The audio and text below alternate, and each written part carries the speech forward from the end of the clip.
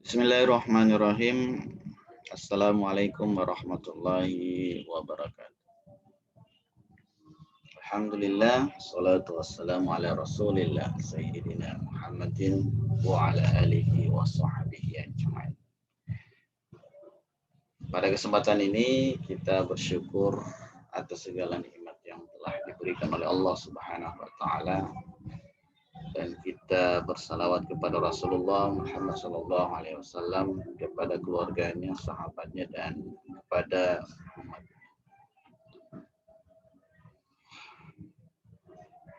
Sahabat-sahabatku dan saudara-saudaraku yang dimuliakan oleh Allah Subhanahu Wa Taala. Pada kesempatan ini kita akan melanjutkan sebuah kajian berkaitan dengan syariat puasa untuk umat terdahulu.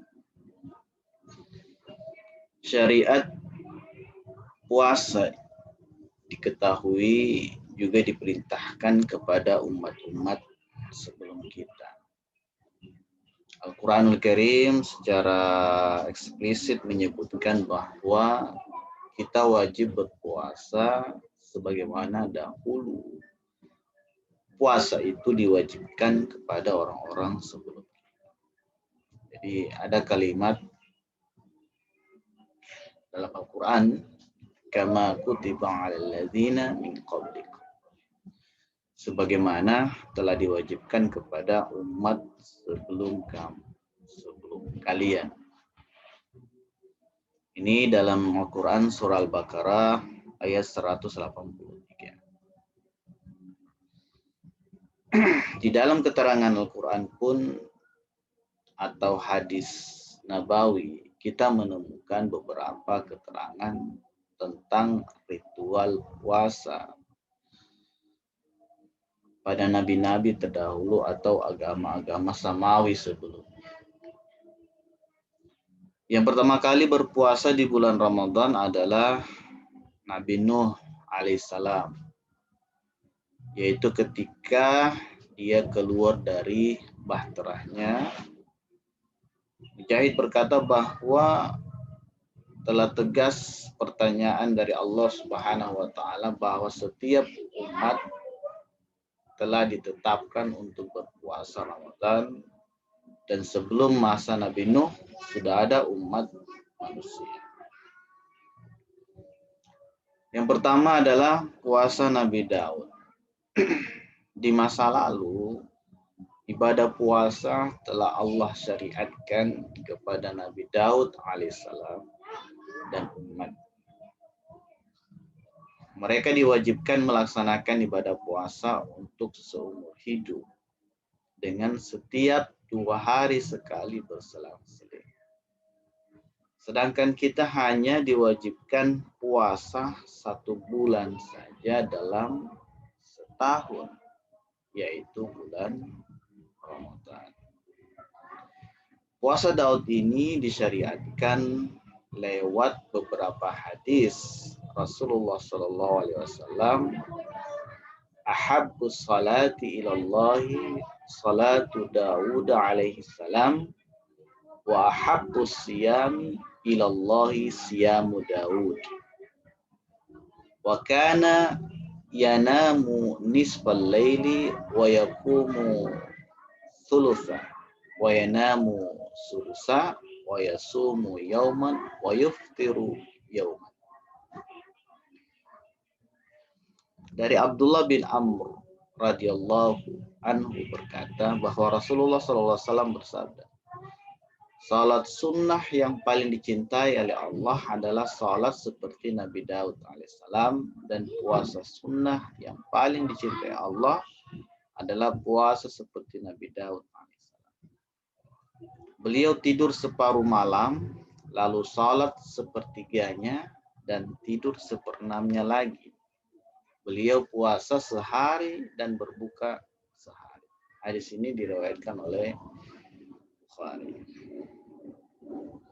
Selain itu juga ada hadis lainnya yang menegaskan syariat puasa Daud. Ini dari Ibnu Umar radhiyallahu anhu berkata bahwa Rasulullah Shallallahu Alaihi Wasallam bersabda, puasalah sehari dan berbukalah sehari. Itu adalah puasanya Nabi Daud alaihissalam, dan itu adalah puasa yang paling utama. Aku menjawab, aku mampu lebih dari itu. Nabi Shallallahu Alaihi Wasallam bersabda, tidak ada lagi yang lebih utama dari itu. Di sini diriwayatkan oleh Bukhari. Bagi kita umat Nabi Muhammad SAW, puasa seperti Nabi Daud ini tidak diwajibkan. Beliau Shallallahu Alaihi Wasallam hanya menjadikan puasa ini sebagai puasa sunnah. Baik. Yang kedua adalah puasa Maryam. Tadi puasa Nabi Daud alaihissalam. Yang kedua adalah puasa Maryam. Puasa juga Allah Subhanahu wa taala syariatkan kepada Maryam, wanita suci yang mengandung bayi Nabi Isa alaihissalam. Hal itu bisa kita baca dalam Al-Quranul Karim, bahwa ada surat khusus yang diberi nama surat Maryam. Namun bentuk atau tata cara puasa yang dilakukan Maryam bukan sekedar tidak makan atau tidak minum. Lebih dari itu, syariatnya menyebutkan untuk tidak boleh berbicara kepada manusia. Dalam Al-Quran surah Maryam ayat 26, fakuli washrabi wa qarri ainan fa imma tarayinna minal bashari ahadan faquli inni nazartu lirrahman sauman falan ukallimal yawma insiya. Maka makan dan minum dan bersenang hatilah kamu. Jika kamu melihat seorang manusia, maka katakanlah, sesungguhnya aku telah bernazar berpuasa untuk Tuhan yang Maha Pemurah, maka aku tidak akan berbicara dengan seorang manusia pun pada hari. Nah, karena sedang berpuasa yang tidak membolehkan makan, minum, dan berbicara itulah, maka ketika ditanya tentang siapa ayah dari putra yang ada di gendongannya, Maryam saat itu tidak menjawab dengan perkataan. Maryam hanya menunjuk kepada Nabi Isa, anaknya itu. Lalu Nabi Isa yang masih bayi itu menjawab semua pertanyaan kaumnya. Dalam Quran Maryam ayat 28-30, hai saudara perempuan Harun, ayahmu sekali-kali bukanlah seorang yang jahat dan ibumu sekali-kali bukanlah seorang pezina. Maka Maryam menunjuk kepada anaknya. Mereka berkata, bagaimana kami akan berbicara dengan anak kecil yang masih dalam ayunan? Berkata Isa, sesungguhnya aku ini hamba Allah, dia memberiku Alkitab, yaitu Injil, dan dia menjadikan aku seorang nabi. Ini tercantum dalam Al-Quran surah Maryam 28 dan sampai 30. Saudara-saudaraku yang dimuliakan Allah Subhanahu wa taala, itulah beberapa contoh bahwasanya kama kutiba 'alal ladzina min qablikum, bahwasanya puasa itu juga telah diwajibkan sebelum kalian. Mudah-mudahan bermanfaat. Wallahu musta'an, wabillahi taufiq wal hidayah.